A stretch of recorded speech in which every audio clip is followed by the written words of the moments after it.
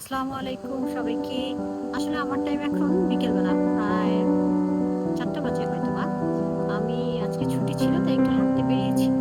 আর হাঁটতে বেরিয়ে আসলে আমার খুব বাসার কাছেই একটা খুব সুন্দর ব্রিজ হয়েছে যেটা কি আ এটির ভিউটি আসলে দেখার